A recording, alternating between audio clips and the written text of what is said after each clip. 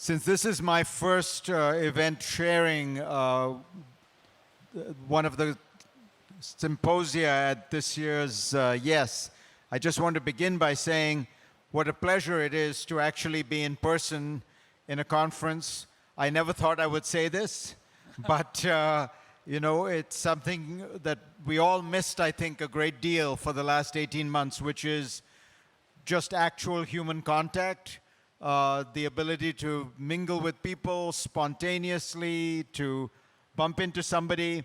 We have all done a fair amount of this virtually, but the virtual in this case is, to my mind, a reminder of the limitations of technology, that there is a lot missed in those Zoom panels which you pick up on when you're actually with real-life human beings. So I have to admit I didn't think it would be possible to do it, but I made the mistake of forgetting that Victor Pinchuk was involved and had decided it was going to happen. And so he managed to make it happen. And the COVID protocol is, I think, among the highest, maybe the highest in the world that I've seen in the few things that I've done since COVID. So I think we can all feel reasonably safe, though of course we have to cross our fingers and pray to whatever God you want to and hope that it all goes well. But I do want to say this is a remarkable achievement, and Victor and his team deserve a lot of credit for it. So thank you, Victor.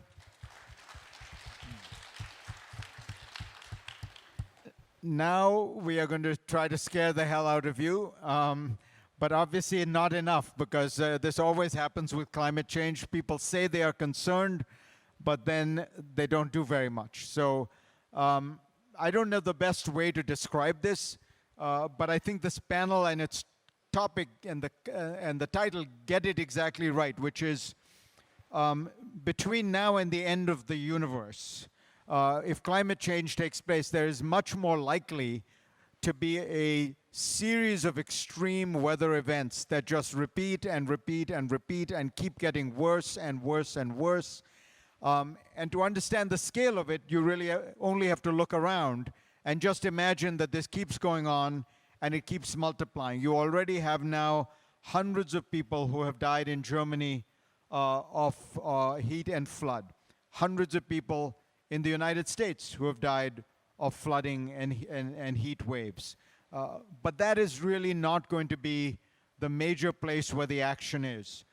We're going to see a lot of that. And to give you a sense of the cost of that, just remember, in 2019, 3 hurricanes in the United States cost $200 billion to rebuild from. Just 3 hurricanes. So if you imagine that this goes on, and you imagine it takes place in countries that do not have the ability that the United States does to recover from it, what does the world look like? If you imagine the heat waves continue, what does it look like? And I would argue that the central dilemma we will face in the world is that the area around the equator will get so hot that it will be impossible to live and work there. So that if you look at countries around the equator, the average temperatures are going to get to essentially unlivable levels. In Fahrenheit, 120 degrees. I don't know what that comes to in centigrade, about 45, 50, something like that. And what that means is, if you're trying to work on a farm in those temperatures, you will die of dehydration within a day or two. So people will move. And people will start moving to more temperate climates, which also happen to be richer climates. And that will spark conflict. So this is not a theory. You can see it in history. It's happened. The Syrian civil war is fundamentally a climate war. What do I mean by that? If you look at what happened to Syria in the last 10 years, the parts of Syria that used to be farmable, agricultural, became desert. People in those parts of Syria moved to the cities because they could not live on the land. They moved to the cities in search for jobs. There were no jobs. They started protesting against the government. The government cracked down on them brutally. That is the beginning of the Syrian civil war. I'm simplifying it slightly. There was also an issue of Islam, and there was also an issue of a repressive dictatorship. But at its core, the great demographic shift that took place in Syria was a climate-induced shift. So multiply that, exaggerate it, and imagine it happening all across the equatorial belt of the world, and you see why it's not just an issue of climate, but climate that then leads to political and social conflict. So, having cheered you up with that, what I thought I would do is, would begin by just asking for two sets of opening thoughts from Mike Berners-Lee and from Rutger Bregman, who is, I was going to say, was at a university, but I now notice you are now free of any kind of association. I'm a free man. He's a writer and a historian. I wish I had that kind of freedom. Mike runs his own company, a director of a company called Small World Consulting. So tell us the most important thing you think we need to understand about extreme climate change. Well, I think I'd start by saying if you really want to unpack the climate problem, you need to see it as one symptom of something much bigger that's going on for humanity right now. What's that bigger thing? So if you look at one way of looking at it is if you look at human energy use, it's been rising for millennia, but more recently it's been rising at a particularly fast rate, about 2.4% a year. That's like a double up every 30 years. And we use that energy for lots of great things. It builds our society and all the rest of it. But it's also true to say that that energy is a measure of our power that we exercise over the planet we're living on through a mixture of accident and design. And for a long time, it didn't matter that humans were getting more powerful. But gradually, the balance of power between us and our planet has started to change. And to give an idea of how recently it's tipped, 100 years ago, we couldn't smash the planet up if we tried, and we did try quite hard around that time. 50 years ago, we'd got to a point at which it was clear that if we did something really catastrophically stupid, like have a big nuclear war, we could make the whole place uninhabitable. Now we've reached a point where we don't have to do anything particularly stupid. We are smashing the place up at high speed just by not being careful enough. And going forwards, we're getting more powerful still. So we've reached this entirely new context for humanity to be operating in. And some people use a big word for it, it's the Anthropocene, just the era in which we're the big powerful thing on the planet. And it's a completely new context for us to be in. We've never been in it before. Climate is one symptom. We also have a biodiversity crisis. Meanwhile, we've got to feed a rising population. We've got to head off pandemics. We've got pollutions. All these things we have to deal with simultaneously. And turns out, the one-liner on the technology to deal with that is that it turns out it's not simple, but it's entirely there. Technology is not the bottleneck. The bottleneck is what would it take for humanity to be solving these technically solvable problems.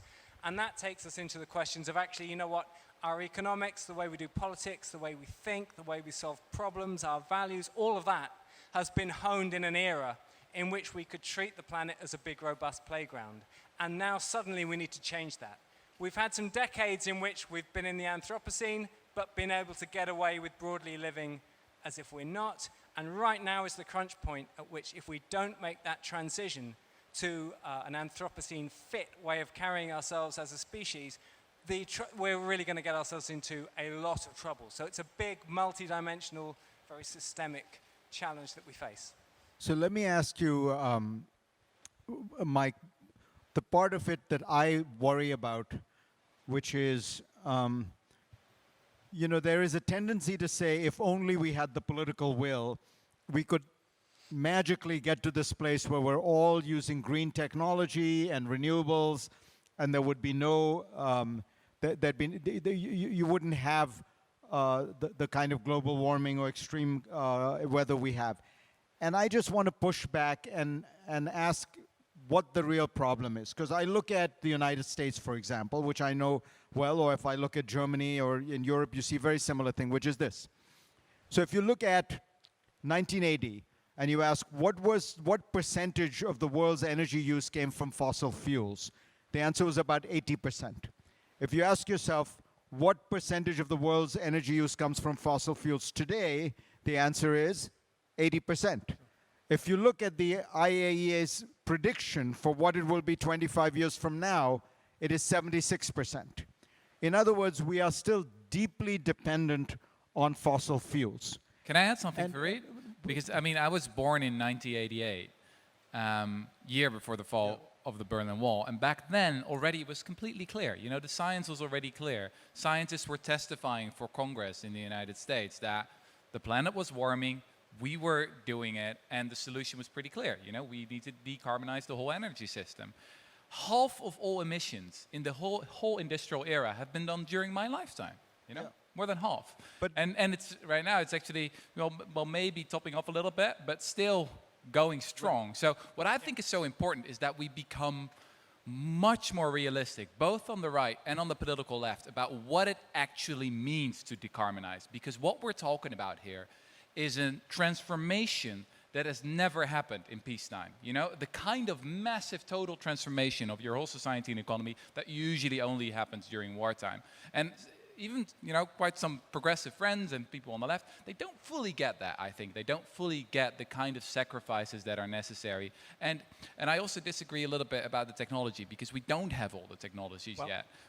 It's not that we can go to some happy, clappy place where we will all be richer and have wonderful leisurely lifestyles. I think it would entail real sacrifices, and we need to be honest about So that. let me ask about the uncomfortable sacrifices that I think we need to make that people are not willing to, which is, given that I agree with you, Rutger, we don't have the technology tomorrow. If you look at the ability to scale up renewables past, for example, 40 or 50%, energy utility companies will tell you, electricity companies, we can't do it because we have to have what they call baseload technology, baseload electricity that's always on, not just when the sun is shining, not when the wind is blowing, always on, right? Now, so you take something specific like that.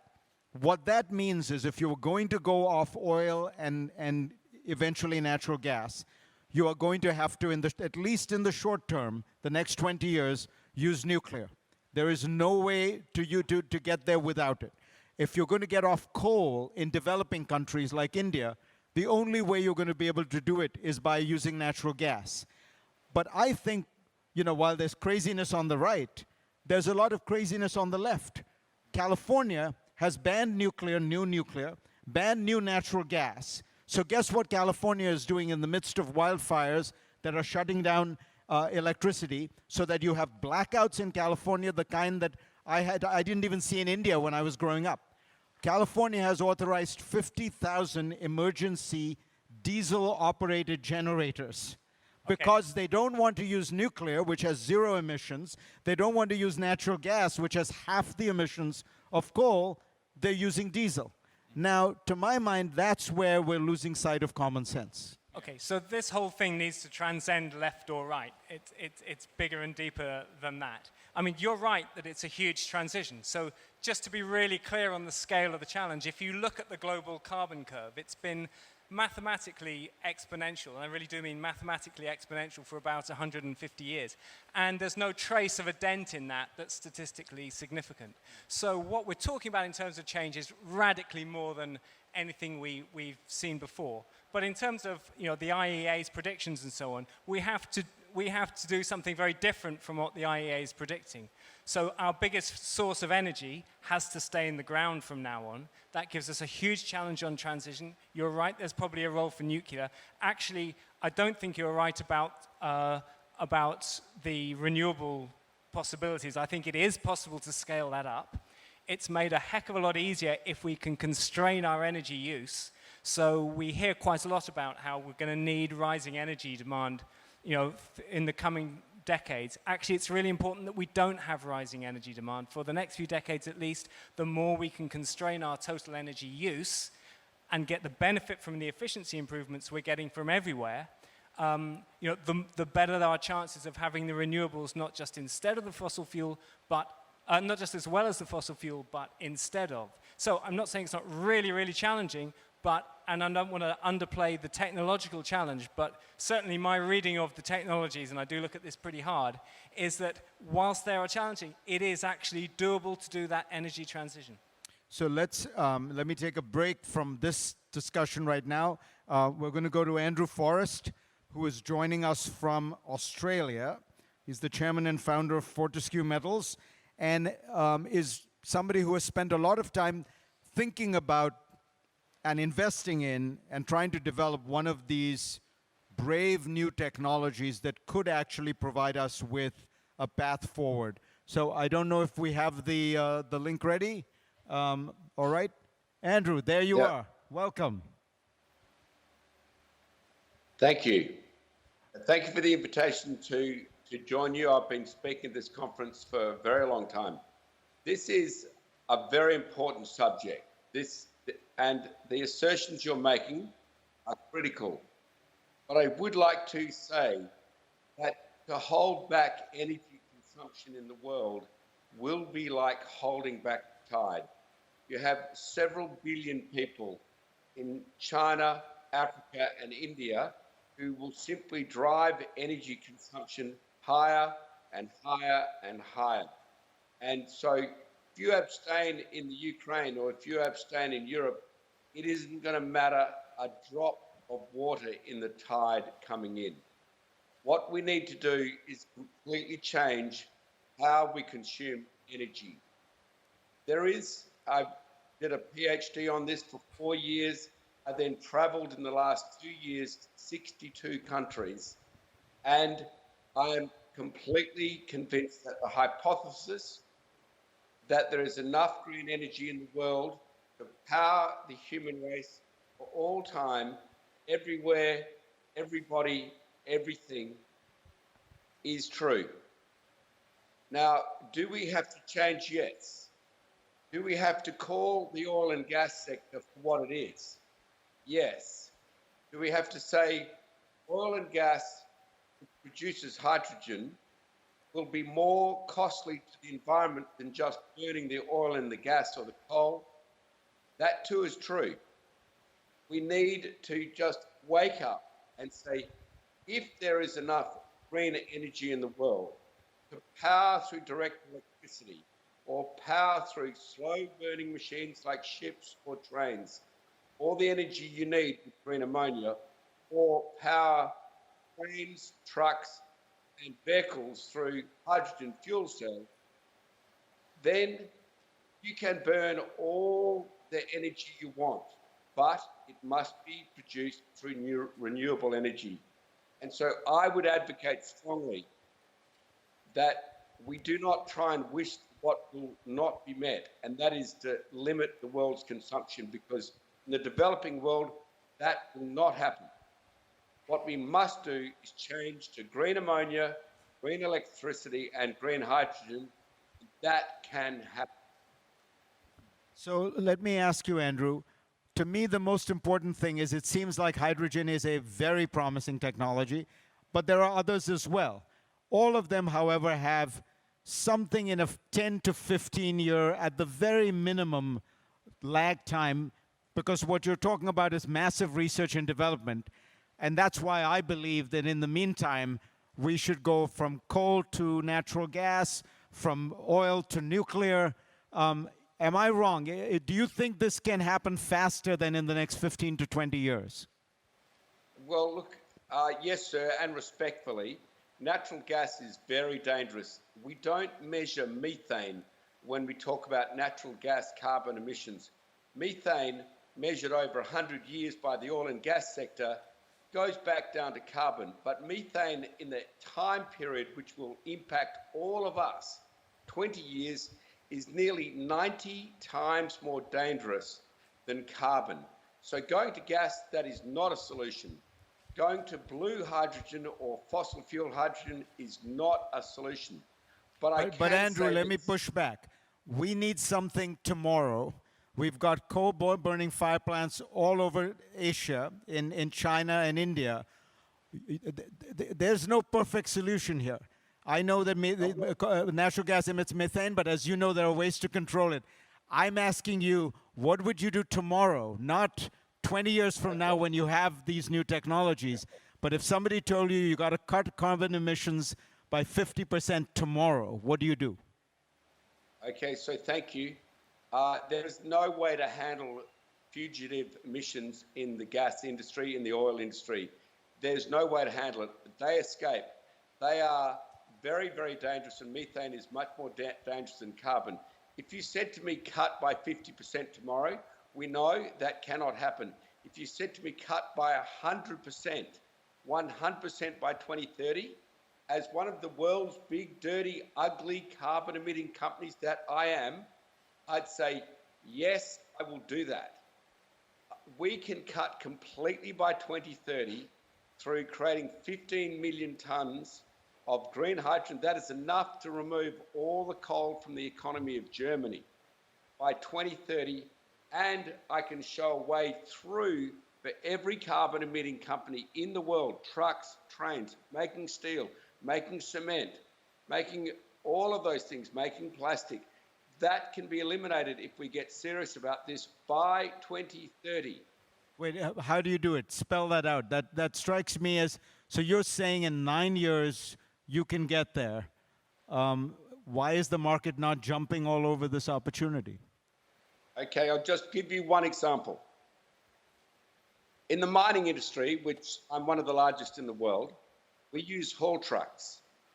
I set my team a target of 130 days only to invent for me a hydrogen fuel cell haul truck, ammonia going into a train, ammonia going to a ship's engine, and all our heavy mobility plant, which are as big as houses, are fired by green electricity. In 130 days later, I was the third person in the world, the other two were engineers who built it, to drive the world's first hydrogen fuel cell haul truck. It brought tears to my eyes, not because our people invented a hydrogen fuel cell massive truck, but because this has not happened already. What was stopping this happening 20 years ago, 30 years ago? And the answer is community will, public will. We made it happen in 130 days, and we keep talking about blue hydrogen, we keep talking about sacrifice. You can promise your planet will get cooked. Sacrifice will do nothing, because half the population of the world will ignore you. If you talk about blue hydrogen, that's going to cook the planet quicker than fossil fuel, but we have a way out with green hydrogen, and we must take it. Let me ask you about cost. Bill Gates says the only way that this is going to work is if you have a source of energy that is close to zero emissions. It sounds like you have one, but he says it has to be cheaper than coal, because if it's not cheaper than coal, the Chinese and the Indians and the Indonesians and the Brazilians won't adopt it. Okay, so Bill and I have had some pretty sparky conversations on this, and I've pointed out to Bill that the biggest cost of converting water to hydrogen is an electrolyzer. In Europe, when I went around Europe last year trying to buy electrolyzers, I was told by all the big names, you can imagine them, the big engineering companies, $1.2 million per megawatt. Today, I can contract $200,000 per megawatt. That is a drop of several 100%. That saves me $800 million per megawatt, or $4 billion per much bigger measurements. We now know that cost is absolutely falling. Now, is there enough solar, wind, geothermal, tidal, and hydro in the world? There is way, way too much. What we need, though, is to set settings. And you talk to me about cost.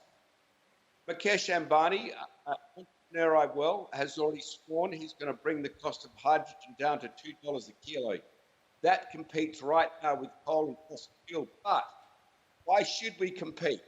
Coal and fossil fuel will kill this planet. What we know for sure is that hydrogen, like when I started up that great big haul truck with wheels as big as the room you're in some cases. Can I just say this? One of the other reasons why I nearly wept was when I listened to it starting up, I expected a huge sound. There was silence. I expected a huge plume of smoke and the smell of exhaust. There was nothing. I saw the sound and I saw the sight of the future. And I know we can do this. We have to be convicted. And by the way, I think we will get the price to less than $2 a kilo, green, not blue, renewable electricity and hydrogen. All right, Rutgers, what do you make of all this? Well, I think we agree that, I mean, this is all technologically possible, right? We're just very, very far away from it. Hydrogen is incredibly important in our transition, but we know that if you go from electricity to hydrogen, you lose around 30-40% or something like that. So I would say you would mostly like to use it for the things that we can't decarbonize yet, right? So modern civilization stands on 4 pillars, right? Plastics, cement, steel, and ammonia for agriculture. And all of those 4 things, we're not really there yet when it comes to decarbonizing. So I'm very excited that, that people are investing and innovating when it comes to decarbonizing these things. But so far we're just talking about relatively small trials around the globe. And where I think the big difference could be made by maybe especially by European entrepreneurs or Australian entrepreneurs is in massive investing here, because climate R&D is way too small. It should be much, much bigger. And that could maybe even be a bigger contribution than just reducing our own carbon footprint, which we should also do, because we haven't even talked about modern agriculture. I'm very excited about artificial meat, obviously, but that will take years and years before it to become really as good. And in the meantime, well, become vegetarian, people. Okay. All right, so you ask why... Mike, again, I want to get at tomorrow. I mean, I just feel like everything I hear about is stuff that's even 2030, 9 more years of this. Yeah. And there's a lot more CO2 that we put in the air, in the atmosphere. So yeah, so when people talk about we've got 10 years to sort things out, I think to some people that sounds like, well, 9 years to lie in bed and then we'll get out on year 10. Actually, it means hard action right now. And if you ask, why isn't that transition happening? Because, the energy supply is there. If you had a bank of solar panels 350 kilometers by 350 kilometers, I know that's an unrealistic thing to have in one, but that would create as much energy as humanity's entire energy supply. And there is, it's doable to start scaling that up at high speed. But if you look at why is it not happening, well, one example, so there's a Dutch company, Shell. Last year it spent 19 billion on getting oil and gas out of the ground, and it spent less than 1 billion on renewables. And what's its excuse? It says the renewables market, I've heard Ben van Beurden saying, the renewables market isn't ready for that level of investment yet. It absolutely is. The real reason is that Shell thinks its fastest way of making profit right now is to spin a storyline on how it's not practical to get off oil and gas and just keep ripping it out of the ground, because the truth of it is, at the moment for Shell, it's just like having money in the ground. Yeah. Maybe it's also important to add here that sometimes the climate activists are painted as the radicals, right? They're painted as the people who are saying, oh, we're going to go through this massive transition and it's going to cost a lot of money and the rich will have to pay. And then they're painted as these crazy radicals. But the really radical thing is to go on like we're doing right now. That's the real radical thing. Because if you go on and on and on, we're taking absolutely crazy risks with our planet and our environment. I mean, we could be lucky. Technically, we could be lucky that maybe the climate is a little bit less sensitive than the scientists are estimating. But if we're talking about a world of that's warmer than 3 degrees, it could also be 4 degrees. It's going to be quite horrific. So why do I all right, let me whether just... we'd be lucky or not. Okay, so we can argue about whether we'd be lucky over the next decade or 2 decades, but would we, if we carry on not responding to the environmental crises that are building up and building up and building up, will we be lucky forever? Absolutely, definitely not. It's a question. All right, let's try to bring the audience in. Darina Kulaga, I want to ask you, since we have talked about natural gas, you work at Naftogaz with dealing with emissions. Is there a way is it possible to do something about methane emissions? How do you think about the role of natural gas going forward? Hello, everyone. So I have recently moved to Naftogaz. I worked on the green course previously with Deputy Prime Minister. And so there are basically 2 ways to reduce emissions. Well, more of them, but the main category is to reduce emissions from the oil and gas industry. It's basically to work on all the scopes, and there is scope 1, scope 2, and scope 3, which you probably know about. So it's easier. Scope 1 and scope 2 are easier to deal with, but scope 3 is basically the core business. Sure. So what the major oil and gas companies in the world do, they start to develop new low-carbon businesses to reduce the average greenhouse gas intensity of their products. So basically, and there are already kind of successful cases like Ørsted. So that's doable, and gas should be a transition technology, transition fuel. I think during the next 10 years, that's just inevitable, we will need it. But then we'll need to prepare to eliminate it as well. Also had a question to you. So in the developing countries, to accelerate energy transition, you need to use both carrots and sticks. But we see that we have this in developed countries. But there are things like carbon border adjustment mechanism. Potentially there will be carbon clubs created. So we see that there might be some sticks used relatively in relation to the developing countries. And so my question is whether you think that it's fair and whether it will work and accelerate this transition in the developing countries. Wow. You open up a massive question. When you use the word fair, you open up a huge area of debate, right? So if we're going to cap the world's fossil fuel, then there's the question of, well, how are we going to share out the remaining budget? Who's going to get to burn it? And that takes us into the whole question of inequality. And here we are with these global challenges. And so one question is, is it possible, when we need so much global collaboration now, is it possible or not to imagine a world that deals with that has that level of cooperation, when there's such high levels of inequality within and between countries? I can't quite prove that I don't think I can prove that it's not possible, but I would say the evidence is pushing that way.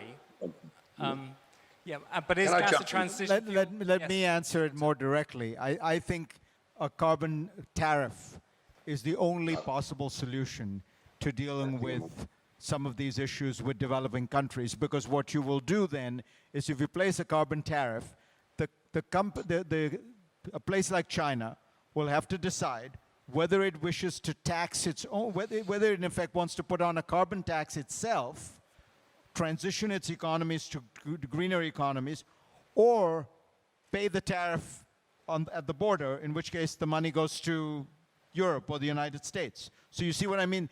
The advantage of a carbon tariff is it forces developing countries to find a way to clean up their own industries, because they will benefit rather than sending funds to the West. I mean, that to me is the brutal logic. It's not particularly fair, but the truth is the markets that people want to sell into are Western markets.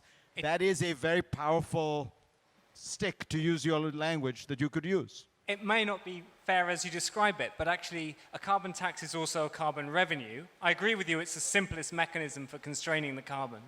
And actually you have a choice, in theory at least there's a choice about what you do with that revenue, and you could use that revenue to make life acceptable for developing countries. Right. I wouldn't hold out, I wouldn't hold my breath expecting that Western countries will use their tax revenues to give away foreign aid. I mean, it's a hope, but I wouldn't bet that that's how the politics would work out. I'd argue you need to. I want to also get in the gentleman who is cooking everything that you are eating at this conference, Mirali Dilbazi, who is the chef here. I want to ask you something. Rutger said we should all become vegetarian, as a bit of an aside, but it's actually a serious point.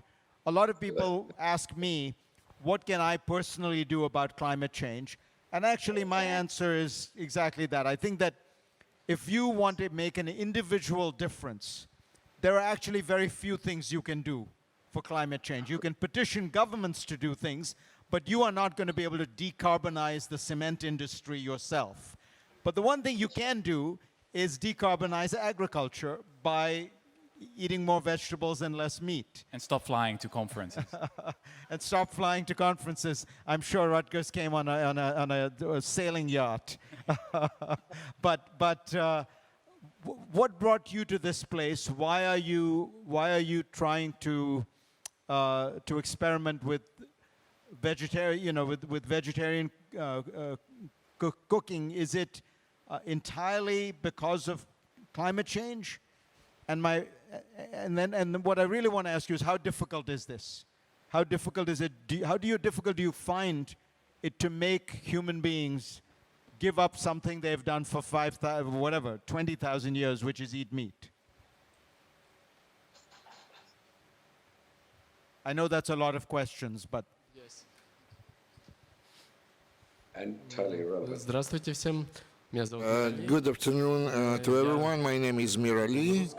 I'm going to speak Russian. It's a bit easier for me. That's what it looks like. Okay.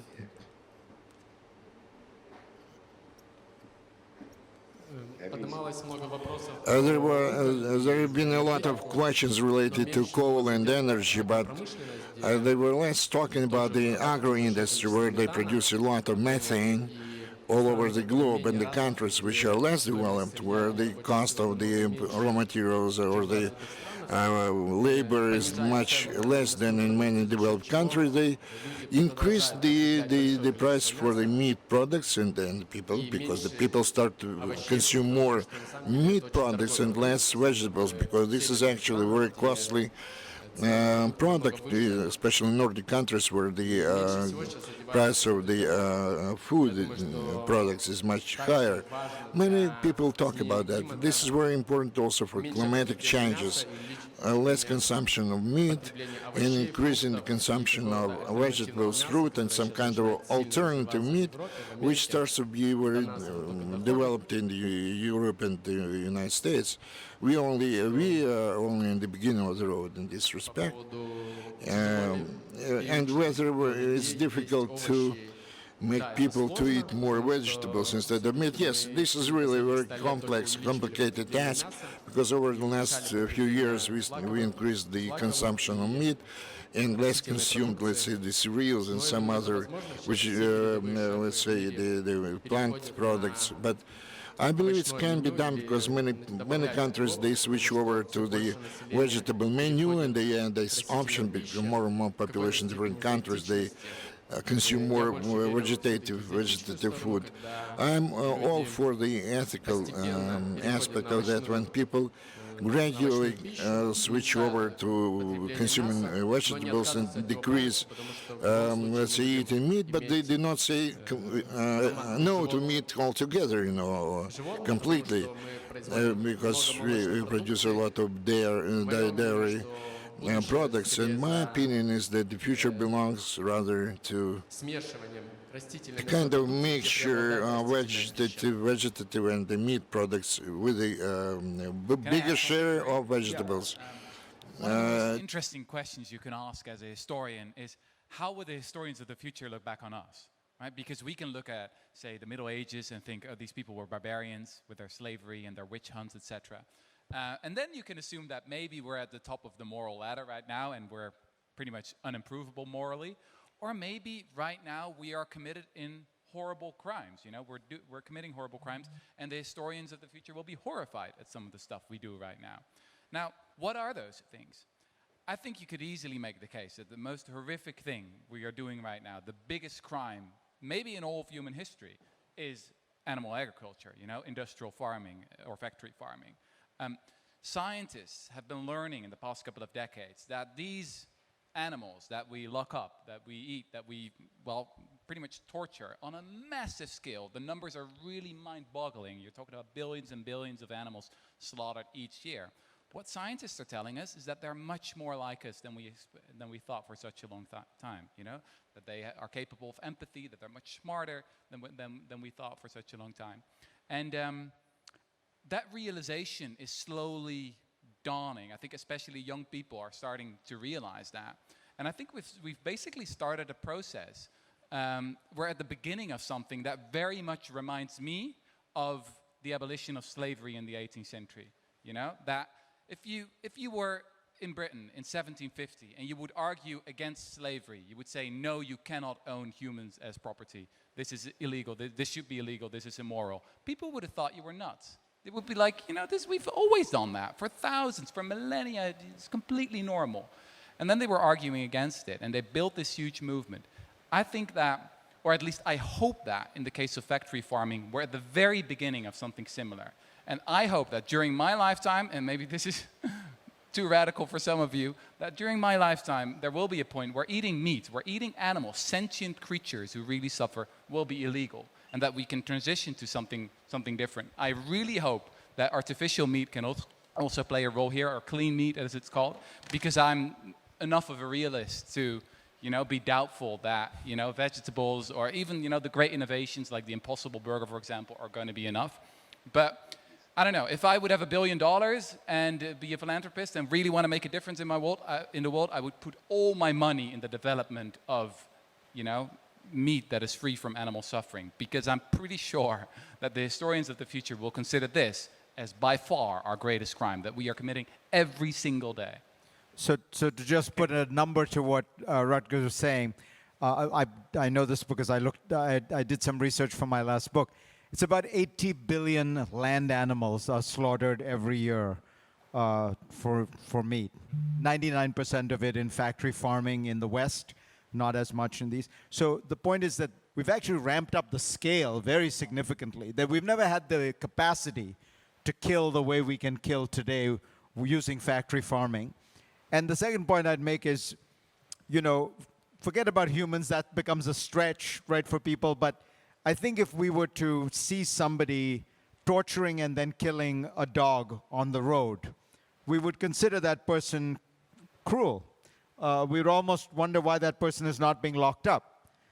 And surely we don't really believe that the cow that is being tortured and killed in a factory farm is particularly different from the dog, right? And so we can see how that moral empathy could grow over time. Andrew, I know you've been waiting patiently and you wanted to get in on this conversation. If we still have the link, Andrew Forrest from Australia. Yeah, look, it's a really great subject, which is a big issue in Australia. Andrew, we can't hear you yet. Can you just hold on, I think? Can you try again? Yeah, can you guys hear me now? Just.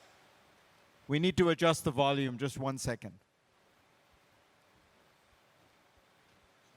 Okay, is that any better? Yes, we have you. Okay, look, I don't want to get distracted terribly by vegetarianism or veganism. We have started a massive campaign in Australia against a company called JBS, which is the world's biggest animal protein company, to have a no pain, no fear policy in all their processing of animals, chickens, cows, doesn't matter. And we're prosecuting that as we speak. We agree there should be no pain or fear in the processing of animals. But can we please come back to the subject? Your world is cooking. And if you just keep on talking about cooking food, you're going to cook with this planet. We have a much bigger subject. We need to address global warming completely by 2030. It does not mean that we have to have it done by 2030, but we need to have dropped emissions by 40 to 50% by 2030 and have the roadmap for the human race to eliminate global warming. And I can tell you it is possible. We need 5 companies the size of Saudi Aramco to be completely green. They will be the largest energy companies in the world. And if we achieve that, then global warming will start to come to an obvious end. Now, that can be done. We talk about being able to communicate with each other, get this message across. I'm talking about action. We've got COP26 in Glasgow coming up at the end of October, at the end of November. That is the world's opportunity to put a stop to the greenwashing of blue hydrogen, to just accept the fact there is enough renewable energy in this planet for many more humans for all time through green electricity, green hydrogen, and green ammonia. And I'm here to say to you, as one of those billionaires, that we need to commit. If you try and say eating meat, or we'll tell the 3 billion people who are waiting to get their education and their houses, not worry and to sacrifice, they're going to ignore you. You have to be realistic. If we're realistic, the world can move to green hydrogen, the world can move to green ammonia, the world can move to green electricity. And those steps will be irrevocably put in place by 2030. So we've got to stop dancing around the edges. We've got to go straight to the heart of the problem. And that is what I'm asking us to do. Thank you, Andrew. All right, I want to get some more perspectives from the audience. Yeah, sir. Can we get a mic to the back there, please? And if you just identify yourself before you start. Hi, Fareed. I'm Michael Fortescue. I'm a CNN opinion contributor and also a global affairs analyst. So, note of disclosure, I come from Canada and we export some of the dirtiest oil in the world, and believe me, I'm not proud of it. I also live in a part of Canada which is arguably one of the most enviable, Vancouver Island. There used to be a time when we thought of a heat wave of 24 Celsius. This past summer, we hit 40. For the past 3 summers running, we've had smoke coming from the fires in the Pacific Northwest. My question is the following. So I spent the past year and a half, like you, looking at COVID very closely, the good, the bad, and the ugly. Of course, one of the good things is that COVID has accelerated technology. We can work from almost anywhere. But what's happening in the Pacific Northwest, folks are moving, for example, from Seattle, King County, up north closer to us, into Idaho, into more environmentally sensitive areas. Same thing in Canada. We're getting an unprecedented number of people from Eastern Canada coming to live on Vancouver Island. Do you think, any of you think the time has come where we have to get tough and regulate these so-called climate refugees rather than leaving it up to the market? Because they are moving into very environmentally sensitive areas, and I know it's controversial. You saw what's happening with vaccination in the United States, but can it be done? Thank you. Well, let me start and then ask you guys to respond to this, which is I think what is going to happen is the result of this extreme weather is going to fuel populism in all of the Western world, because where do these people want to move, by and large? Take your one example. In general, people want to move from hot places to temperate places. That means they want to move to Europe and the United States.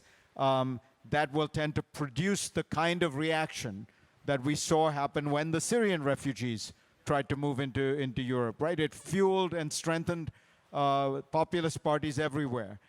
To my mind, that's a very dangerous cycle, right? You end up in a situation where you can imagine this being a very unhealthy feedback loop, where the more these right-wing populist parties are in power, the less you do about climate change, the more the climate heats up, the more you have refugees who fuel the populist parties. So I agree that's absolutely a danger, and as climate change, we're locked into a bit more climate change than we've had so far, whatever we do, and we're going to see more pressure on refugees for sure, to at least some degree. I think we're not going to hold back. The idea that we could somehow stop people migrating, I think that pressure is probably going to be to some degree irresistible. I just want to, just on the food thing, I think food is a quarter of the greenhouse gas problem. It's about a quarter of the climate problem. So we do need to deal with it as well as the fossil fuels. And just on the meat, I'm not arguing with the animal rights arguments, but the pressure that amount of meat and dairy that we have in our diets at the moment puts on the whole land system and our biodiversity is enormous. It's so much easier to feed the world whilst looking after biodiversity, whilst cutting the climate emissions, if we take a lot of the meat and dairy out of our diets, as you're suggesting. And actually, the historical reasons why we think meat is so great are all, my understanding is that they are historical. It used to be, when we had not such varied diets, that meat helped us live longer and be healthier. Actually, for most of us, so much meat and dairy in our diets does the opposite. Right, So I want to make sure we just get more people in. Alexei, you had a question, and then over here, yeah. And if you have a statement or comment, it's fine. Let's just make sure we're brief in respect to all the other people who want to make comments. Sure, I would like to respectfully disagree with you, if I may, with the... You don't even have to be respectful for that. With the stick as a carbon levy, as a stick for the developing country, the best way to develop. Because on the one hand side, it's true, and if you see how Ukrainian business responded to this, you will see Viktor Pinchuk company is now named as the greenest metallurgy in Ukraine. We see, for example, Maxim Timchenko, somewhere here, CEO of DTEC, they set a goal for the carbon neutrality till 2040. I'm now hired by the Naftogaz. We're also doing this climate neutrality, scope 2 till 2040. So business is responding to this, maybe stick. But on another hand side, why I disagree with you, because all this carbon levy is taking out the money out of the Ukrainian budget or out of the Ukrainian company's budget for the decarbonization. Maybe it's true that such country as Russia, which is climate, skeptic, or Turkey, which is now not even ratified Paris Climate Agreement, needs some kind of a stick. But for the countries like Ukraine, which is a natural ally, for example, for European Union, or for the US, and the president signed some kind of a climate and energy declaration, it will leave us without the money for the decarbonization that we need.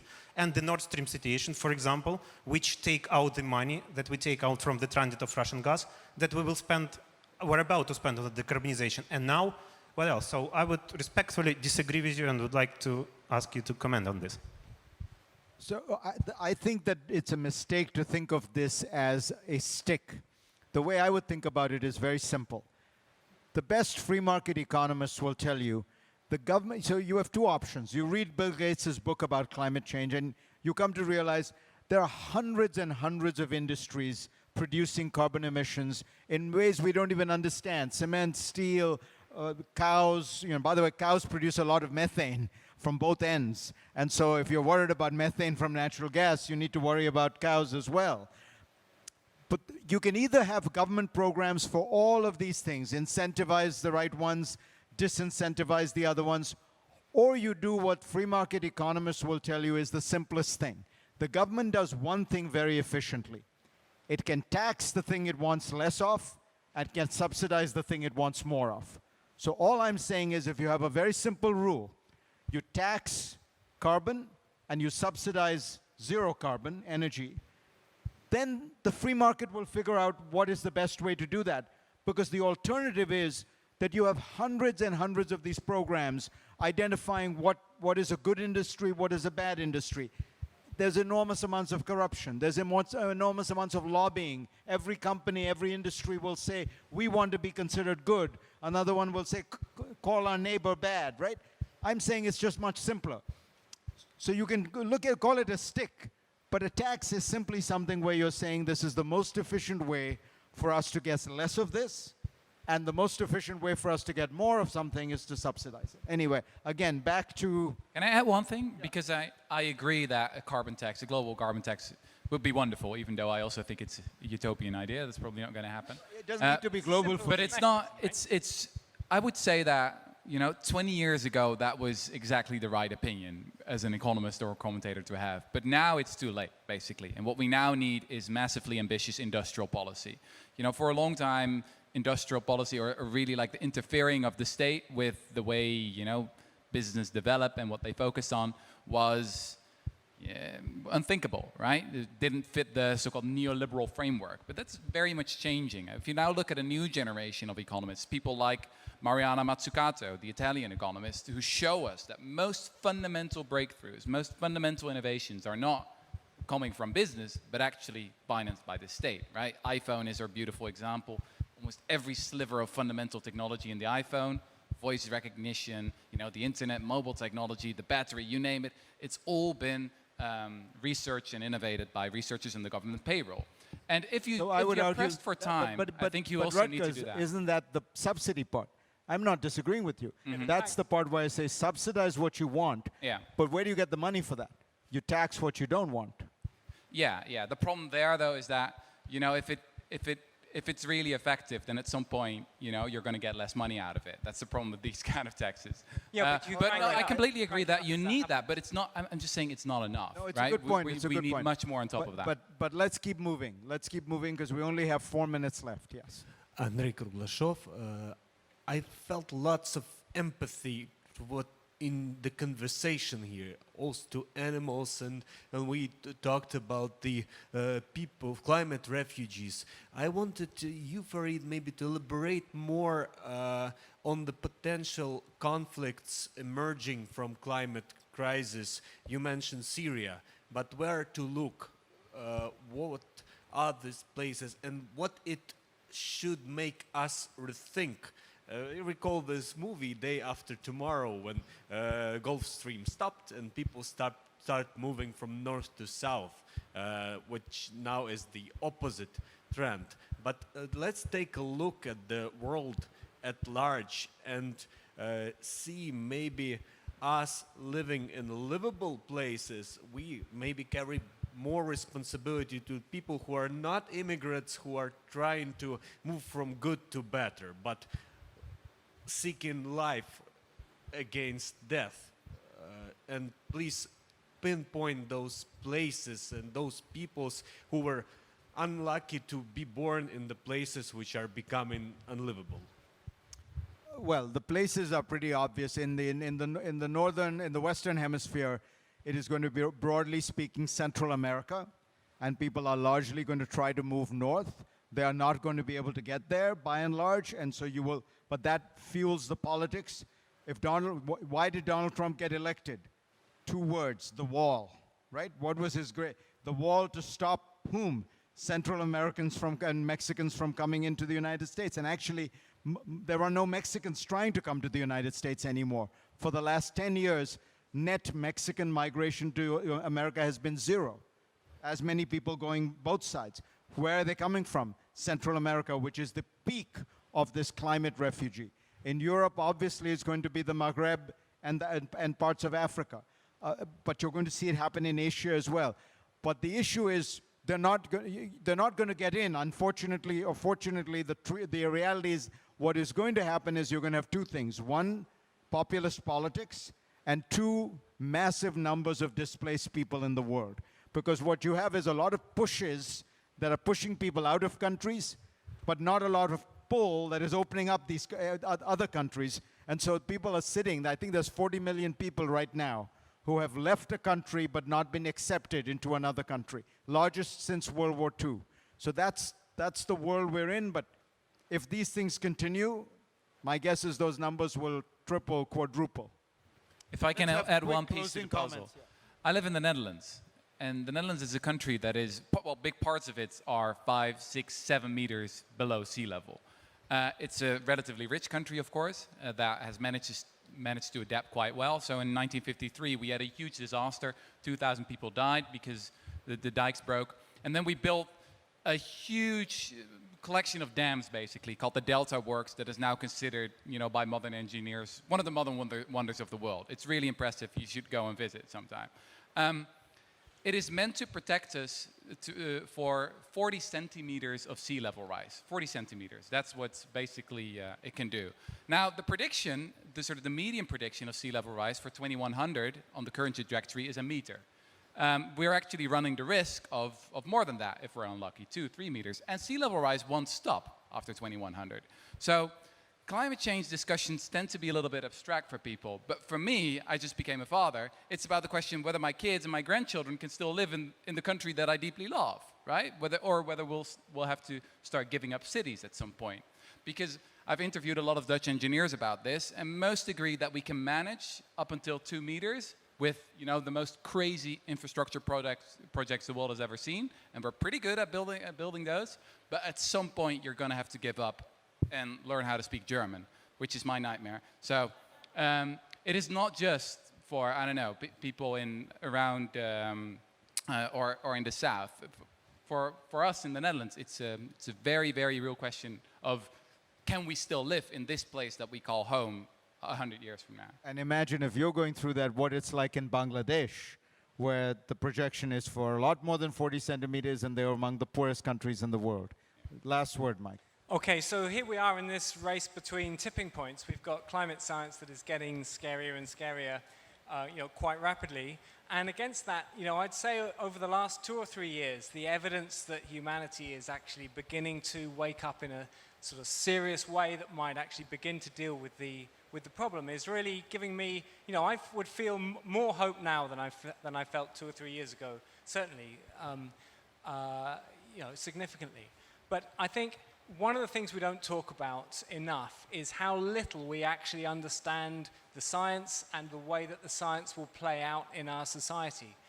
Actually, we don't understand the way that the various tipping points, physical tipping points interact with each other, and still less do we understand the way that that will impact on global society and the extent to which global society will be resilient to that and the extent to which it will break down completely. So we're really, really throwing the dice. So I think if there's one thought that I would just want to kind of leave with is that it's that actually if we're not feeling some adrenaline over this, this abstract problem of climate that has just been this invisible gas that we can all just ignore from year to year, if we're not starting to feel some adrenaline over what that's really going to mean to us in the probably in the pretty short term, then our brains aren't working properly and we really do have an urgent evolutionary crisis on our hands.